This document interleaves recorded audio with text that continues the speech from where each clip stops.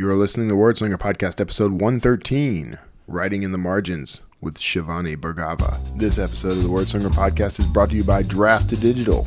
Convert your manuscript, distribute it online, and get support the whole way at drafttodigital.com. It's the Wordslinger Podcast, where story matters. Build your brand, write your book, redefine who you are. It's all about the story here. What's yours? Now, here's the guy who invented Pants Optional, Kevin Tomlinson, the Wordslinger. Wordslinger. Hey everybody, this is Kevin Tomlinson, the Wordslinger, and you may be wondering about the whole Pants Optional thing. It was really easy to invent, actually. It starts with 1 part Scotch, and then 2 parts Scotch, and then soon, pantslessness just happens. So, that little tip for you, and you can use that anytime you like. Thanks for tuning in to the Wordslinger Podcast again. If this is your first time, welcome. I really appreciate you being here. You're in for a treat. I think I've got a whole back catalog of really amazing guests, interviews. So if you haven't checked those out, please do. If you, listen to this one first, of course, because you're already here, but you're going to love this. My guest today, Shivani, is a great guest. I can't wait till you hear everything she has to offer. And The Right Margin is it's incredible. You're going to dig it. I mean, you're really going to dig it. So, stick around, stay tuned. If you are an indie author in particular, you're going to really enjoy this episode. So, okay, before we get into that amazing interview, of course, I want to drop something I don't talk about as much on the air as I'm supposed to, because I have a link. If you go to the Wordslinger Podcast website, if you click on an episode to see the show notes, there's a link there for a sort of, we'll call them an unofficial sponsor. Seems to be the only way I do sponsorship. I do it as kind of a favor, but I do get some money out of this deal. So I'm going to go ahead and pitch this here. If you didn't get a chance to check out the episode 109 was Rocketing Writer Success with Dave Chesson, and he's from he created KDP Rocket. Now, I'm only just starting to kind of play around with this tool to see its full benefit, but I can already tell you it's amazing. It's great for keyword research. It's also just great for researching the topic of your book, and I'm talking nonfiction or fiction. You can figure out the best way to tailor your book so that when you do release it, you're going to hit the biggest and best audience for it. So check this out. Go check out that episode for sure, but because we don't just do things halfway around here. If you go to I'm going to give you a bit.ly link, okay? It's bit.ly, that's bit.ly/KDP Slinger. And that is these guys. I'm basically I sort of ambushed Dave and said, hey, you're going to sponsor my show whether you like it or not, because I'm going to use your affiliate link and I'm going to embed it in something nice and memorable. But you can actually go on the show notes for this episode if you didn't catch that URL. But here it is one more time. It's bit.ly, bit.ly/KDP Slinger, bit.ly/KDP Slinger. Here's the deal. You go and check that out. You can pick up your own version of this software, which is incredibly well done, and it's got some nods to some really cool stuff. The mascot of the software is an astronaut named Watney, and if you listened to my episode with Andy Weir, you may pick up on what that's a nod to. So check those out. Two episode plugs in one episode. There you go. But definitely check that out. I do get some affiliate dollars from that. If you buy in, it is an incredible and amazing tool if you are a writer of anything, honestly, because what it does is it will, among other things, it will check Amazon for keyword usage, tell you what's working there, what's got the biggest audience, the biggest appeal, what has low competition or high competition. It also checks Google to see how often that term is being searched for in Google. So from that perspective, this is a really cool keyword tool for the 2 biggest search engines on the planet. So no matter what business you're in, if you're doing any sort of marketing at all, you definitely want to have this product. It's particularly geared towards authors, Dave says that he doesn't just say he'll prove this to you. He launched multiple bestsellers under different pen names with no marketing beyond his keyword work. So there you go. I mean, that was enough to sell me. So I went and bought my copy right away before I even got a affiliate account or a discount or anything else. So I own it now. It's mine. So definitely check that out. They're an unofficial sponsor of the show. Everyone's an unofficial sponsor of the show, honestly. Drafted Digital, I happen to have an in with their director of marketing. He's a great guy, handsome, very good at his own work. And and so since I get to make those decisions, they're an unofficial sponsor of the show. So there you go. Now, all that it could be boring to you, and I apologize. So we're going to jump right in to this interview with Shivani, because you're going to get a lot out of this. You're going to learn about something you may not have heard about before, which is the right margin. It's a remarkable tool, and it's all about goal setting. And if you've listened to me or read things that I've written, especially if you read 30-Day Author, you know that I'm a big fan of goal setting. Just like anybody, really anyone with an entrepreneur mindset is going to be a big fan of goal setting, honestly, because you need a target. If you're going to hit, if you want to land somewhere, you got to know where you're going to land, right? So this is a great tool to help you stay on track with your goals. It's a writing tool. You can actually write within the tool, which is pretty awesome. Shivani and I swapped blog posts. There is a post from her on the Drafted Digital blog, and I'll try to include that in the show notes as well.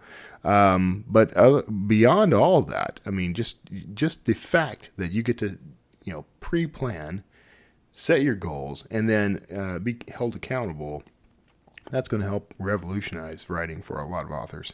So, me, I'm a big fan of the daily writing habit. This is a great way to set your daily writing habit.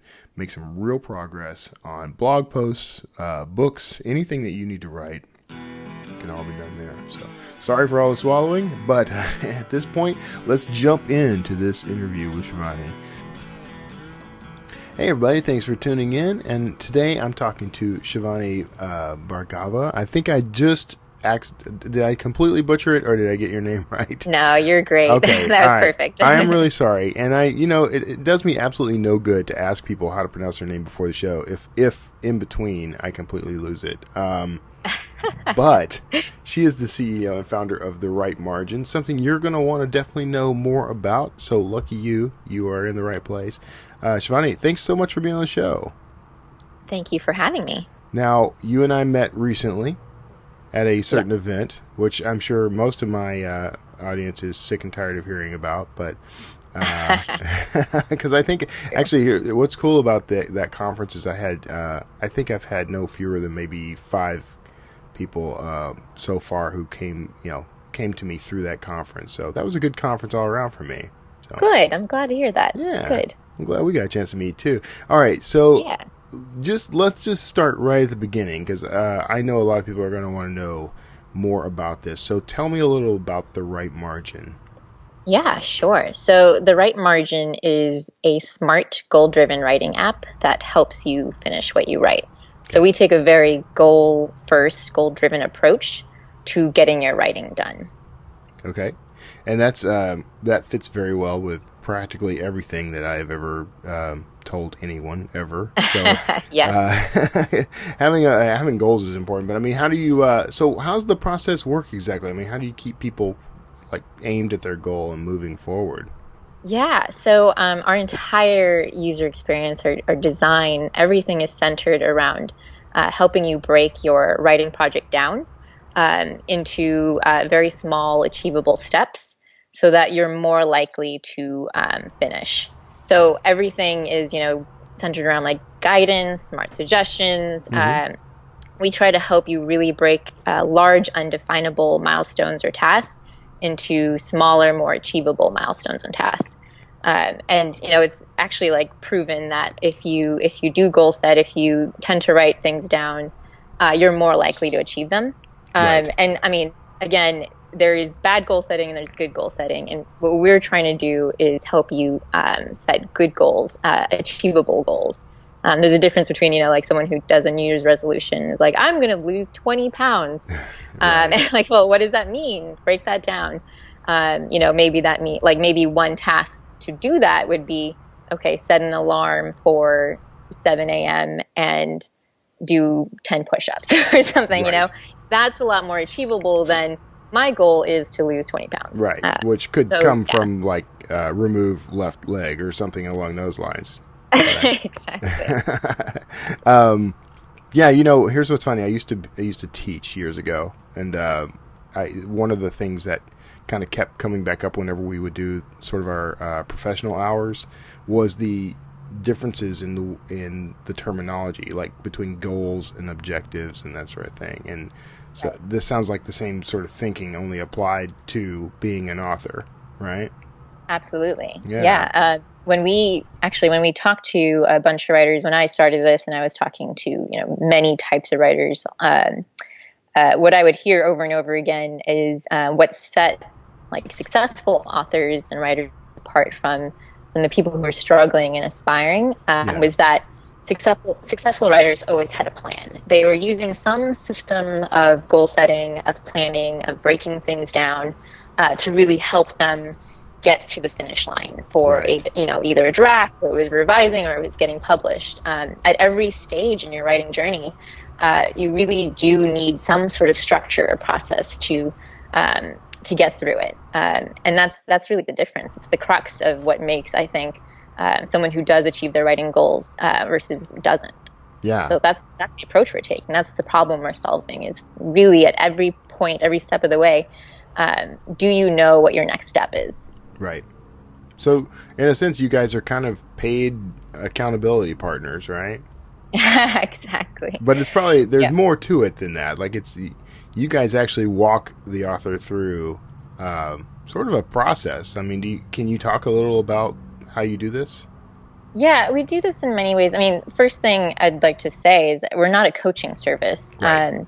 Early on when we were doing betas and prototypes, we certainly had a little bit more of a coaching element where we would do like hand-holding through emails and specific tips. But that was all just to test, technique and tactics that helped a writer. Now, even before you sign up, the app itself walks you through this smart goal setting wizard that, takes, what are you, the project that you're working on, your desired finish date, and it helps you break it down into milestones that you could reach. And then after you sign up, we have a workspace that encourages you to think through your tasks. And we have these things called smart tips that really guide you based on, like, sort of, there's smart recognition in the back end that recognizes maybe certain keywords in your tasks and then gives you guidance. And then beyond that, we've got certain features that we've already built and are building around taking your tasks and encouraging you to, use like a timer or use a process of thinking what is actually the smallest achievable part of that task. How can I break it down even further to really unblock you? We also have email reminders that go out. We have resources that go out. We have a really awesome blog that we try to update regularly with relevant and helpful information. And then the other big thing that we do that is, I think, mostly helpful for first-time writers rather than maybe power writers or power users, are these things called smart projects. Right. And what we've done is we've added custom guidance in your workspace. So if you were to take a smart project and add it to your own dashboard, it may give you a very customized timeline for writing a novel, or a customized timeline for writing a letter to Congress, something we put up actually right before Inauguration Day, to help you stay involved, just to use your voice in our in the U.S. democracy. We've only done it for the United States, unfortunately, but so far, maybe with so far, maybe with help or talking to other experts out there, we're hoping to expand that. So we right now it's for a blog, novel, a letter to Congress, a couple others. but we want to talk to screenwriters. We want to talk to academics out there, professionals who need help writing scientific papers, for instance. So the sky's the limit, and we're looking to definitely expand that with the help and collaboration of experts out there. That's interesting, and what I think one of the things that I kind of dig is the idea that it's empowering the author, or empowering the writer.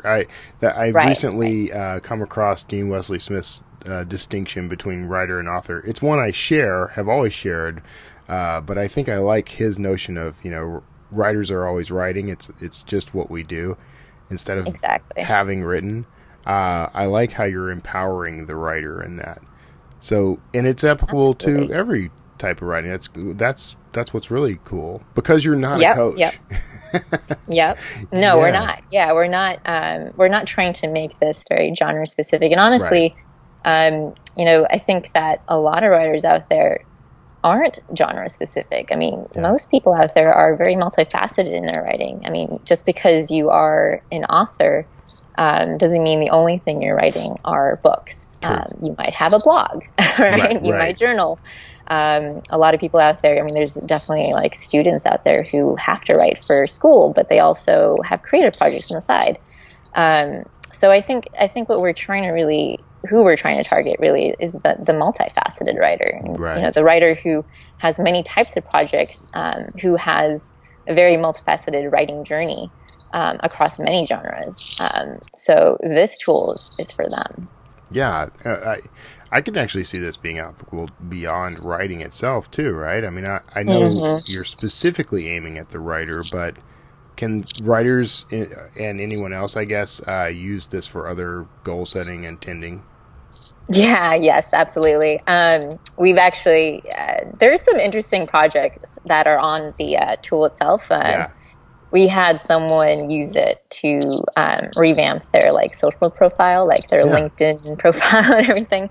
I think someone was using it for they were doing a video documentary.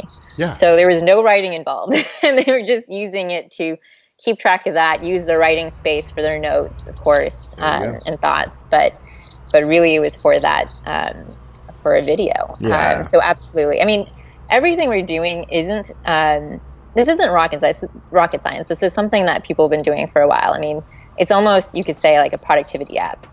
There are a ton of tools out there that are very focused on goal setting, helping someone set better goals. Yeah. And so we have slowly become goal psychology experts and have used a lot of that, but in this particular niche of writing.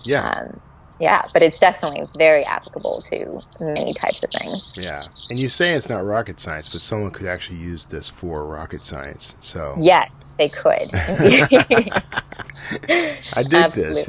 Yeah. You know, I was just thinking about it. Like, I could see someone.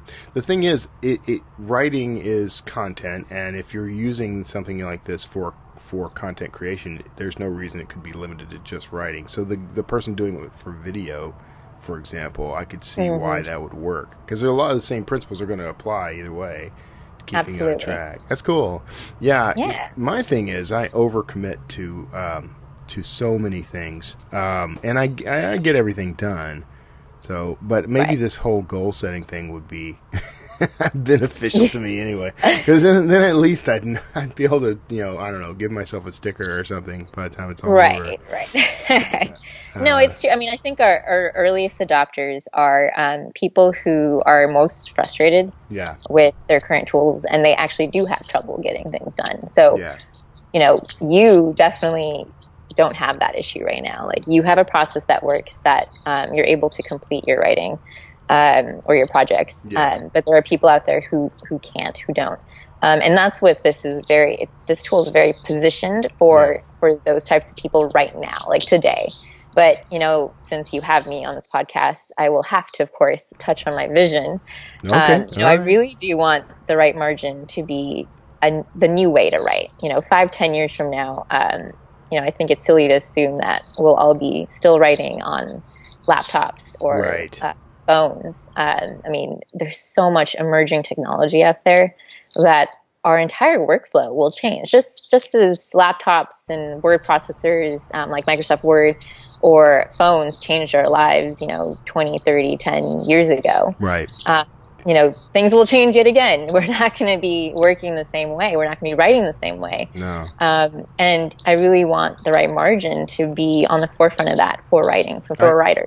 Yeah, so I know you're familiar with Seth Godin, right? Mm-hmm. Okay, so he has this whole thing that, the nature of what we call a book has changed. And, if you're in the book business, you're in the souvenir business, according to him, which I agree.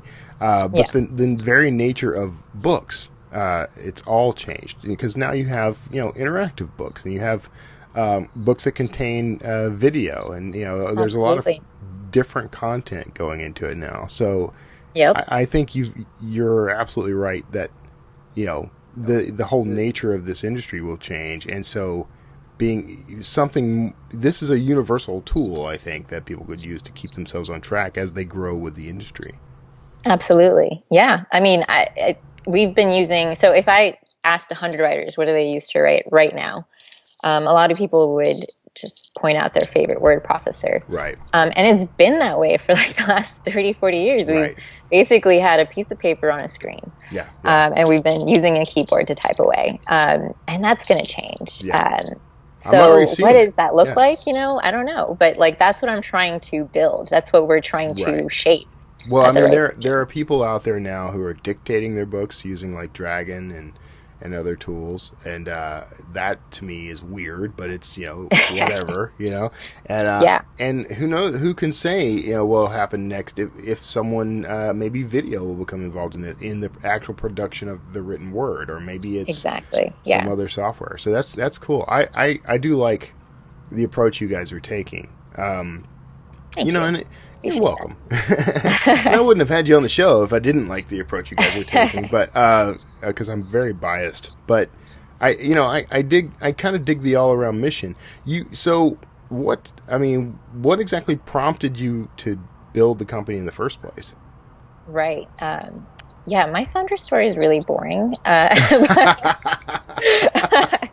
It's like the typical, I love writing. I always loved writing. I wrote lots. I write a lot of things, from, professional short form to long form and hobby writing. And my background's in health tech. And I was the product manager at Patients Like Me before this. And I thought that business school was my next step. And I moved back to California, and I was still consulting. And I immediately caught the startup bug here in the Silicon Valley. Of course, it's hard not to, actually. I mean, you just go get coffee, and it's like you're overhearing conversations about new ideas, ways to shape the world and solve problems. And I think, this came out of my love for writing, plus my love of using technology and innovation to really solve problems. So I started this mostly as like, how can I build a neat little app? And it kind of grew from there. And of course, a lot of people are interested. And everyone who's worked on this app with me since then, my current team too, we're all writers. That's the big common factor. We're all really passionate about this mission, but we're also all technologists. So we love, trying to figure out, okay, what are the pain points of the writers we're talking to? How can we prototype? How can we iterate? How do we test and experiment to see what works, to see what really clicks? So that's where we are at now. Is I feel like we've done a really good job in building a really good MVP. And for people who don't know what that is, minimum viable product. We just launched, actually. This is something that hasn't been mentioned yet. We launched last summer. So we're relatively new in the space. But we definitely got pretty good adoption. We've got a lot of interest. We've got some revenue, and it's all very exciting. And at this stage, it's like, how can we improve it further? How do we grow further? How do we, back to my vision, how do I make this the new way to write? How do I make this future of writing? The mainstream, like, this is what writing should look like. Not the old sort of paper on screen status quo word processors out there, but how do we evolve it? How do we evolve how we all write for the better? I have to know. I mean, are you using your tools now to set your goals for that? Wouldn't it be awkward if you asked that to me? I was like, actually, no. So, I know. Yes, yeah. I mean, when I came on board with Drafted Digital, I immediately pulled all my books out of being exclusive and put them and went wide, with Drafted Digital, because, how can I preach that message if I'm not doing it myself, But, no, it was possible. I have heard of founders who, this was awkward. This was like some like startup battle stage thing. They were on stage in front of like hundreds of people, and they were like pitching their startup. And then one of the panelists were like, "So, do you use your product?" And they all looked at each other, and they were like, "Oh no, I mean, no, we wouldn't really, because I just haven't had the chance," or something. And it was really awkward. But no, I have used it. In fact, I will be doing a guest post for Drafted Digital soon, and I owe you one too, by the way. I've got it on my calendar. But I was drafting it earlier this week, and I was using it on the right margin. And it's funny that you brought it up, because I definitely have been super swamped, because we're also crowdfunding. Yeah. And I could not find the time over the weekend to do it. I was just so swamped. And it was like Monday afternoon, and I was like, oh my God, I got to get this done. And I like signed back into my account, switched through my projects, created a new project for this blog post, which I hadn't yet. I just had all these thoughts in my head from our email exchange. And immediately, I was just like, I'm just going to create my plan, and that's it. At least, that's the easy bit. Right. So I went through the process, I got my milestones and put up my tasks, and I just realized, actually, I can do this task right now. I can start this. So I just set a timer on our tool in 10 minutes or something. Oh, how cool. And started going at it. And next thing you know, an hour later, I had half the draft done. So, so it really, that's not, this wasn't staged, I swear. No, that's I think that's pretty awesome, actually, because, and I mean, nobody knows more about having to sort of force yourself to get into that mode than I do, trust me. I'm constantly writing blog posts and producing podcasts and producing content of some variety. So, the fact that you use your own tool, that's just, that sells it a lot for me, frankly, because you're getting stuff done, Yeah, no, I love it. I mean, I guess a lot of founders, so I think the founder that doesn't use their own tool is actually in the minority. I think a lot of founders, especially passion founders, are trying to solve their own problems. When I started this, I was definitely thinking about my own pain points. So of course I was starting to design it for what I would want in a perfect writing point. Yeah. So or worse, by the way, if the founder's using someone else's product, because I hear Mark Zuckerberg is on MySpace, Oh, wow. And, an awesome. Active user. I didn't even know they were around still. No, I'm kidding. I don't know. That's funny. But yeah, I mean, I honestly, I'm glad that sells it for you. But what I love hearing, and what is much more gratifying for me, and hopefully for people who come on board, is other people loving it. Just put, since we had just launched, we had too many users, but we just in the last month put up some testimonials from people, and this is something we weren't really doing. We were talking to all these writers, and we were doing usability tests, and they were sharing all this great feedback. And someone was like, "Why don't you have testimonials on your site?" And I was like, "Oh, right." All these people were saying really great things that we were just not at all using. So finally, we got on our game there and put some testimonials up. But yeah, that's my favorite thing is talking to people. We just did another round of prototyping and talking to, and this one was specifically talking to current users of the right margin. Mm-hmm. And it was just fantastic. One of our users just loves it. And usually when you talk to someone, and this happens more so, this is more so the case, but you talk to people who use the right margin and they're like, yeah, this is great and I love this. Also, can you please add X, Y, Z features? And I want this too. And I want a mobile app. Yeah. That's normal, and I love that because it shows that people, if you didn't care about the product, you wouldn't be telling us how to improve it. Right. But this user was like, and I've never heard this before. He was like, I am obsessed with this, and it's perfect the way it is. And he's already finished a nonfiction book using the software, which is impressive in some short few months. Yeah. But yeah, like he loved it. And that stuff, like, I don't know, that makes me all warm and fuzzy. Yeah, I mean, it should. I mean, that's that. The thing is, we always have our different motives for why we create what we create, but I think secretly we're all hoping we're going to influence somebody and change the world a little. Yeah. Like, yes, we want to make millions of dollars. Who wouldn't? But getting that, I swear to you, I've never valued any royalty check more than I valued the comments I've gotten from people who've told me, I read your book, I loved it, it changed the way I think, or whatever. Right. So, right. But yeah, still, send the money. Why do we start? Why do we even why do you write? Why do you even decide to publish something if you don't have a message to share? Right. To teach the world something. Right. Because I promise you, if your goal starting out was, I'm going to make a lot of money doing this, you walked. The chances of you still being at it are pretty slim. I doubt I'll make millions of dollars off of writers. Not exactly the richest demographic out there. But yeah. I mean, yeah, exactly. It's to change the world. It's to shape the world. Exactly. Yeah. That's why we do this. So. Yeah, that's cool, and I like that. I'm a big advocate for anything that helps the will-be author, become the author, and you guys are definitely there. I dig it. So, okay, I have to know though, why is it called The Right Margin? Good question. So originally, I had all sorts of good ideas, and I just couldn't find a domain that fit all those good ideas, and so it was like, bummer. And then we did like a little brainstorm, and one of the things I came up was The Right Margin, and the domain was, and we filtered by like, okay, what's available domain wise, right? And I think over time, because when someone hears it at first, they're like, oh, okay, that's kind of long. I guess it's a clever play on words.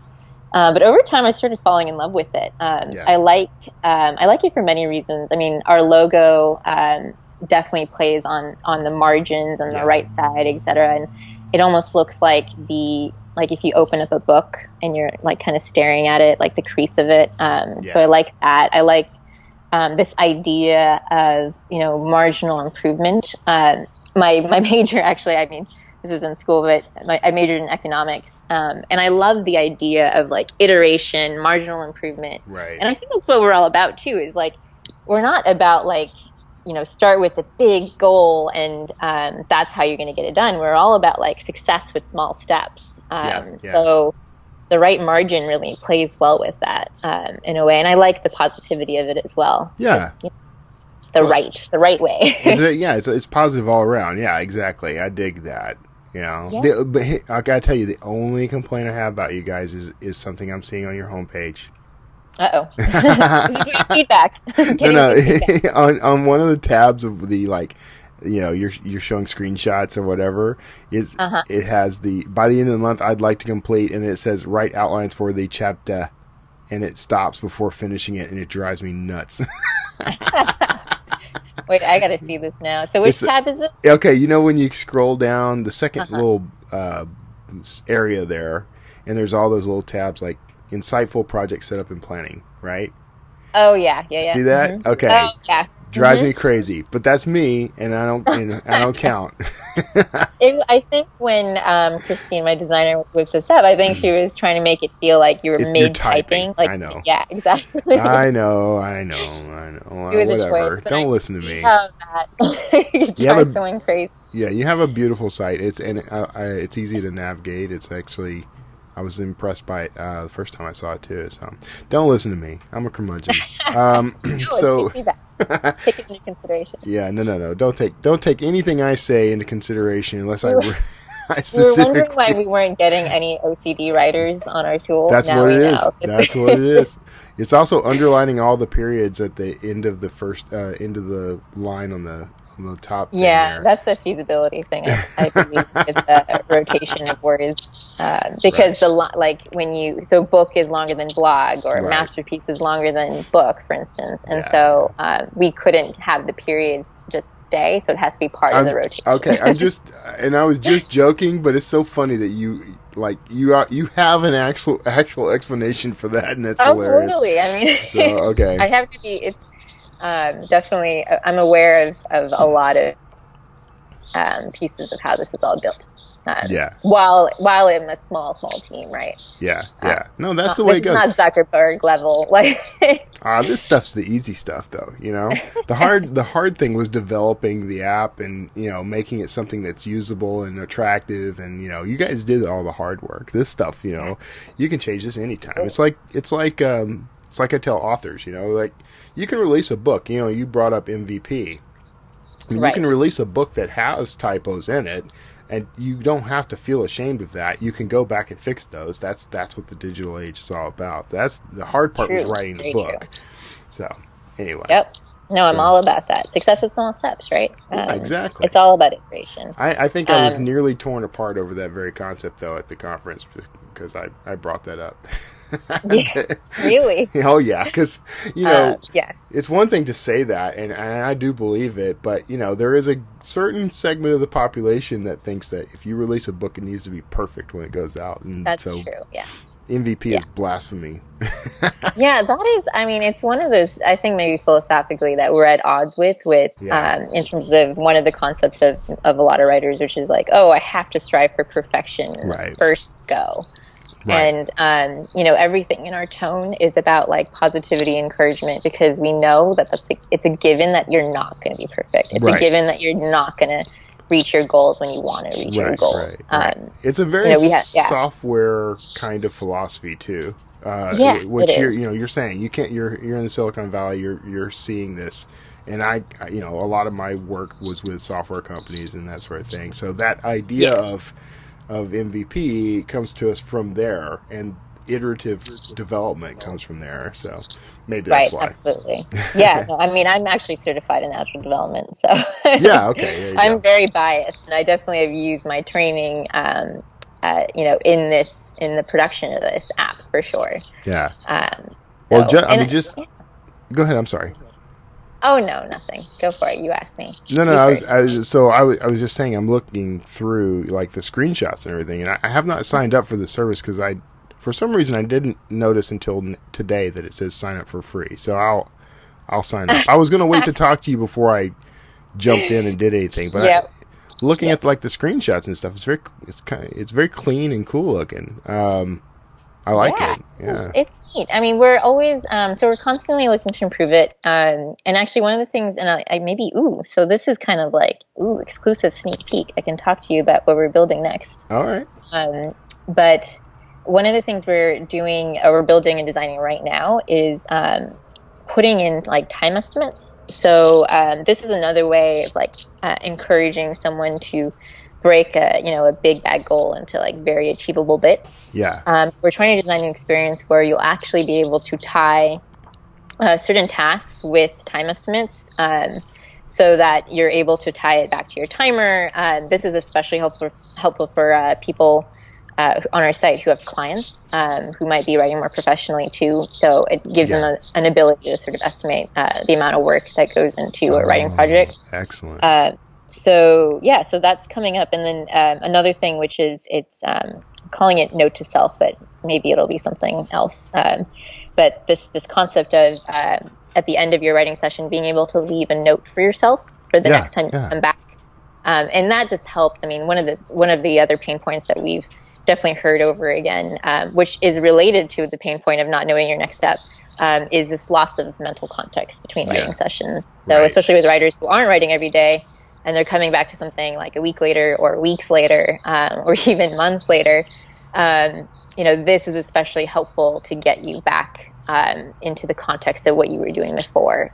So you're more likely to do something and overcome that friction of like, oh, what do I do next? Or where was I? I love that. So those are a couple things that are coming down the pipeline. You heard it here first, everyone. Yeah, that is awesome. Because that's one of the you're kind of taking away one of my little points when I coach people or do public talks to people about writing, because one of the things I'll say is you want to write every single day, because if you don't, and you come back a week later or something, it actually it like exponentially increases the amount of time you have to spend, because you have to go back and reread and learn, sort of get yourself back into what you're writing, whether fiction or Exactly. nonfiction, either way. Yep. So And you should keep coaching that, by the way. I should You should keep keep coaching doing that. that. But now I'm just going to tell people, Yeah. look, you guys need to go sign up at the Right Margin, and Exactly. I'm going to get Yep. some. Okay, you owe me. I'm going to have to get like an affiliate code from you, because I'm Yes, about to start yeah, we pushing actually you. have worked with a couple other coaches, and they've had their clients, and yeah, we can definitely, Yeah, you no, should that's tell us cool. if you're going to do that. So we give you affiliate credit for I referring. am on board. But yeah, Anything you that should helps us keep both. teaching that. But we like the reason why we've done this is, and this is just good sort of software design, is when you're trying to create behavior change. Right. It's ironic, but you have to actually take certain behaviors as given. And we know that like life gets in the way for most writers. For most people who are even somewhat motivated, life does get in the way, and you end up not being able to write every day. Right. Or you end up not meeting your deadline, or when you thought you were going to finish a milestone or finish a book. It just doesn't end up happening. Yeah. So we take all that as a given in our experience, and we're more about, like, okay, what kind of progress can you make? How can you make things much more achievable? This is the tone that gets across, I think, with most people who use the app. Progress is winning in our books. Yeah, exactly. All right. Okay. You guys have just the exact right philosophy. Everything about what you're saying is so in sync with what I believe and teach others. So Great. Yeah, very cool. We find that's the case for most people we talk to. Well, it is. Ultimately, I mean, it's just sort of the common sense approach to life, anyway. But you guys have quantified it, which is, and facilitated it, which is great. So, yeah, good work. So, okay, now everyone's going to be able to find this in the show notes, of course. But where's the best place to find you guys online? So the link is www.therightmargin.com. No spaces, and right as in right left. Yeah. And Not of right. course, everyone, you will find that in the show notes. It is, right, RIGHT, right. So, therightmargin.com. And now I'm going to go ahead and mention this. I was going to wait to mention this, but I think this is a good time for it. But you guys are offering a bit of a discount for Correct. people who sign up through this podcast, right? So Absolutely. you're offering $10 off any subscription you choose with the promo code WordSlinger. Coincidence? Yes. I think not. I just happened to come up with it, and it was, and then I got on your podcast, and I was like, whoa, this is very strange. What a world. All right, so, make sure you use all caps. That's the only note I have. Okay. It is cap sensitive. Okay, I'm going to put a note about that, and I will leave that, by the way, everyone, in the show notes. I'm going to put a note, all caps. I'm typing it right now. And that is very generous of you guys. I really do appreciate that. And I know that people listening to this show... Now, here's what's funny. The demographic of this show, I've discovered, is largely authors. But oddly enough, a lot of people gravitate to the show who are not authors. So, and I always encourage everyone to be an author. So we're going to get them to kind of sign up anyway. Go do it. And I'll push this, of course, to all my author buddies everywhere. Great. Thank you. All right. Well, great. Thank you so much for being on. Of course. My pleasure. I'm very impressed with what you guys do, and I'm very glad you were here to talk about it. Everyone else out there, why don't you hang on? We're going to do a little wrap up at the end of the show, do some housekeeping, that sort of thing. Shivani, thanks. You hold on too, and everyone listening to the sound of my voice, you're probably hearing the really cool bridge music, and I don't blame you for sticking around. All right, thanks guys, and we'll see you next week. All right, that was my interview with Shivani Bhargava, and you can see that I have now mastered her last name. I know that's kind of an ongoing thing with me. It's probably rude, and I'm really sorry about it, but I just, hey, you do this. No, I'm just kidding. No, here's what happens. You get on, you talk to the guests before the show starts, right? Before the interview starts, and you clear up a few things. Like I clear up, what is the title you want to be known for? What is the correct pronunciation of your name? And sometimes you ask a few other questions, but the thing is, you're doing all that, and I make a note. I make a little phonetic note on what I call my show card, okay, which is basically the little note. I use the Post-it app. in Apple. I'm going to show you how the sausage is made, okay? I use the Post-it app. I don't think it's called a Post-it app, but it's the Stickies. It's the Stickies app in Apple. And that's how I build my show cards. So the guest goes on to my booking software, which I use, youcanbook.me. And they fill out a form that I created that basically pre-fills a bunch of the stuff that I need for show notes. And then I get an alert, of course, from that, and it goes on my calendar automatically and blocks off the time. And so I copy that content and I put it in the show card, do a little bit of cleanup, and then when I do the actual, and I'm sorry, I'm having, again, I think it's allergies. I don't know what's going on, so I apologize for all the weird noises. But when I do the show, I ask the guest to clarify a few things, and I put that in this show card, and I have a little phonetic spelling of their last name so that I can pronounce it. And sometimes, even though it's right in front of me, I stumble. And then, because this is a warts and all kind of show, and I like to show people, I like to be authentic. We'll just put it that way. If I goof, I'm going to let you know. So I don't hide the fact that I mispronounce names. I want to get better at that. At the Smarter Artist Summit, which I attended last week, there was a guy named Ben Hale, whose name I will forever remember, despite always claiming that I'm bad at remembering names, because this dude went and he memorized the names of every single person at the conference, like 200 plus people. This is the second year in a row he's done this, right?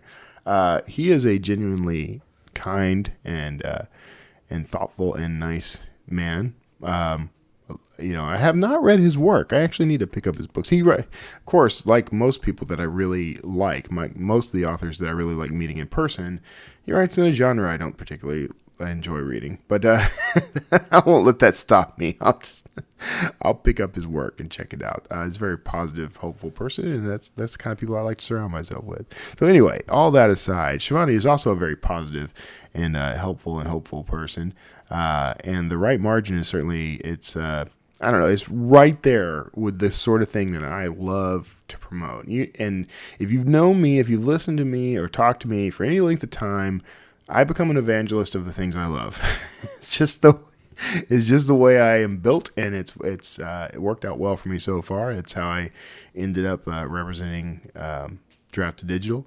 But I don't get too excited about just anything that comes along. I want things in my life that are going to have a positive impact, not just on me, but on the tribe I serve, right? I mean, my readers and listeners, my fellow authors, these are the people I serve.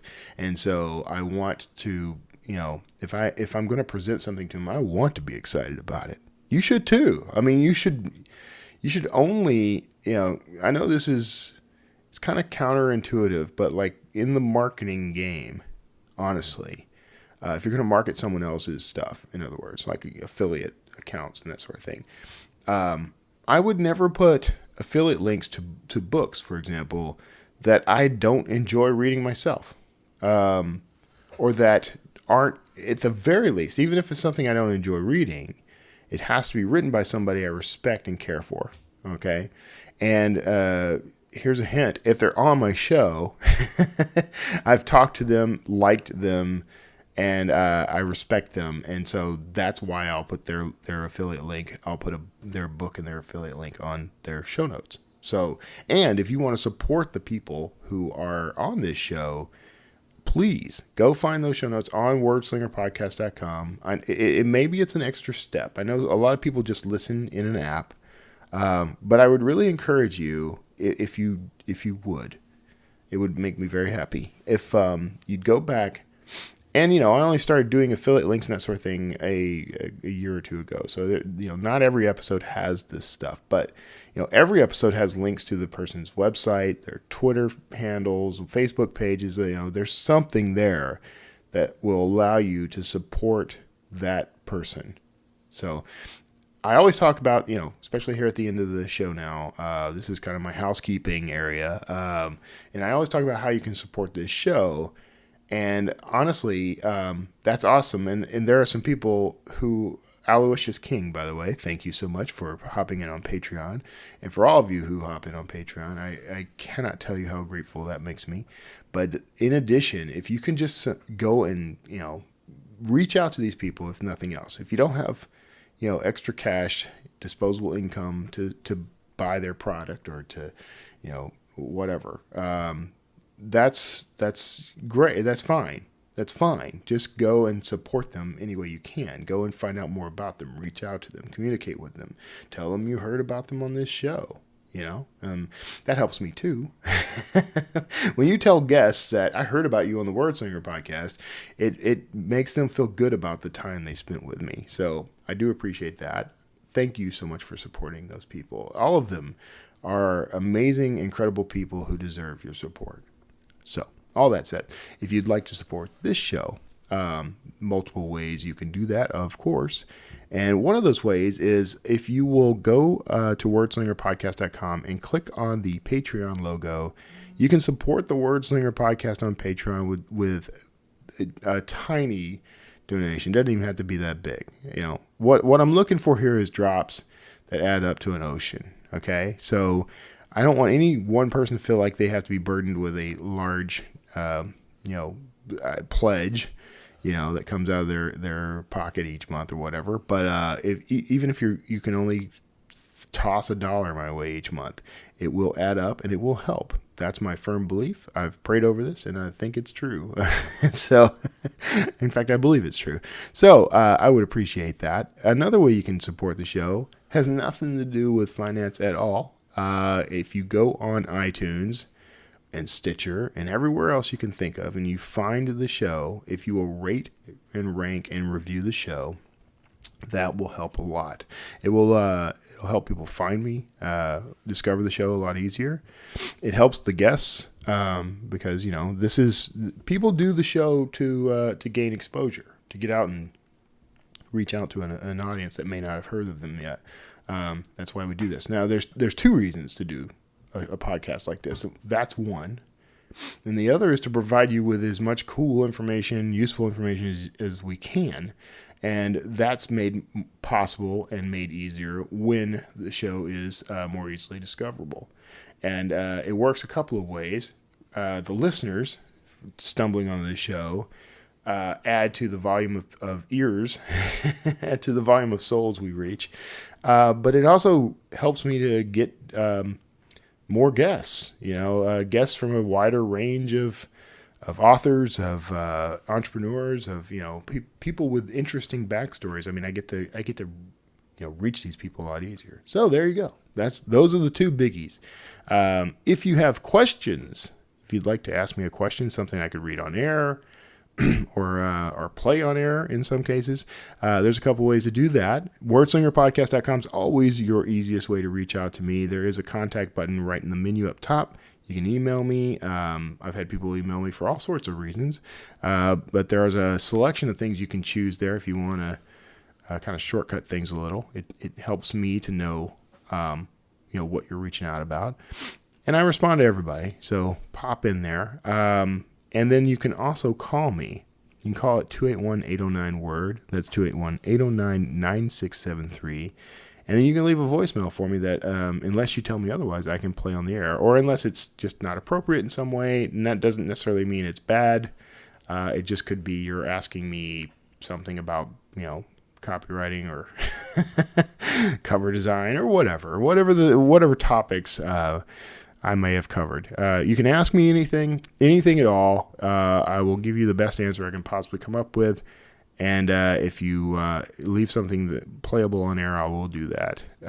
So thank you so much. All those things help support the show and help me to reach an audience, a wider audience with a I feel a positive message. I recently revamped my email newsletter with a new banner, okay, that has my face, which is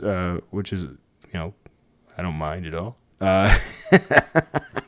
It pretties up the email, okay? But the other thing it does, I put a little tagline in there. So in the gist of it, and I want to make sure I get it right. So I'm opening up the most recent email I sent just to make sure I get this right. But the tagline is positive, fast-paced fiction, which I think sums up my work very well. I write positive fiction, and that doesn't mean there's always a happy ending, and it doesn't mean that there's no action or drama, that there's no challenge. What it means is what I write is always starts from a place of hope.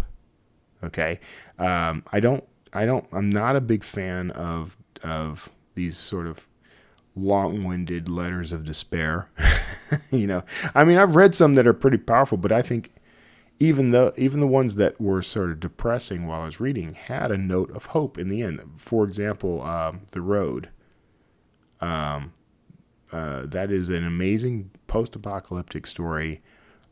Difficult to read, so I actually listened to it on audio because there's no punctuation and it's all lower. It's very difficult technically to read, but it was an incredible book, and many people labeled it as very depressing, but I actually felt like it had a very positive ending. Okay, so that's what I mean. I write positive, fast-paced fiction.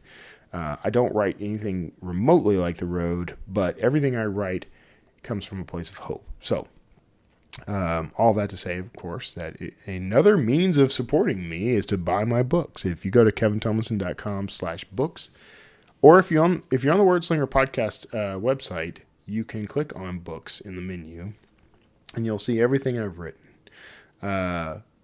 The change to the newsletter is kind of the forerunner for some changes I'm going to make all around regarding my mailing list. And you may be interested in this. Now we'll call this a hidden gem. I've got like 4 minutes to explain this, but I'm actually I'm about to revamp my entire list. I'm going to clean it a little.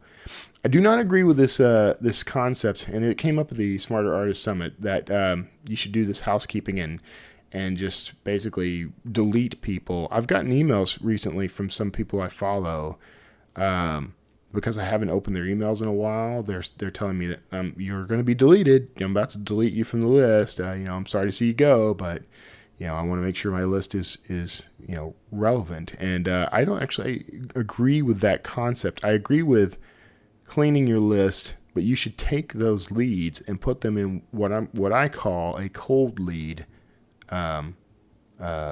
list.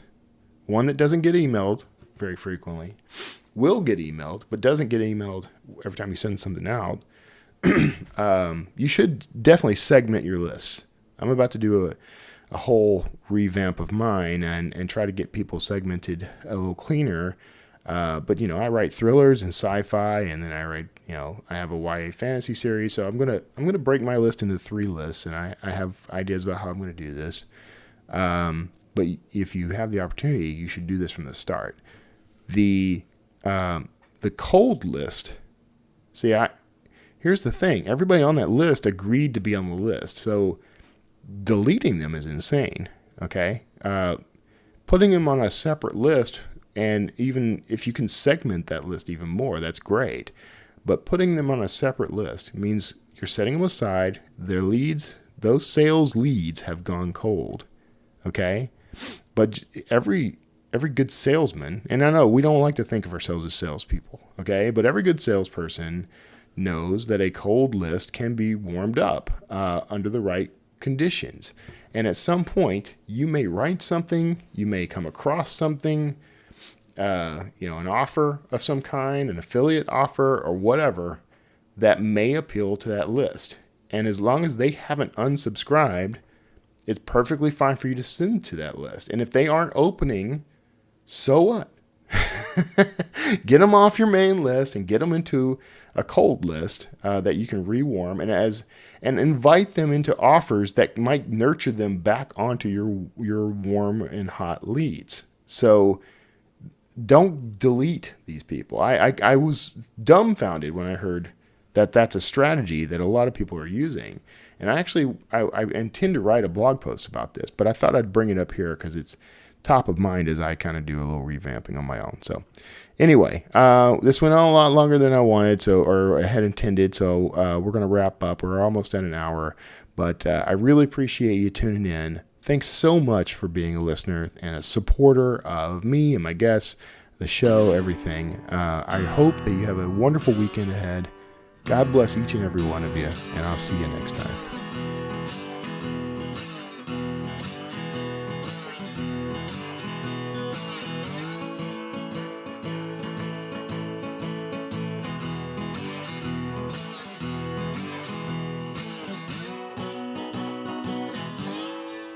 Word Slinger.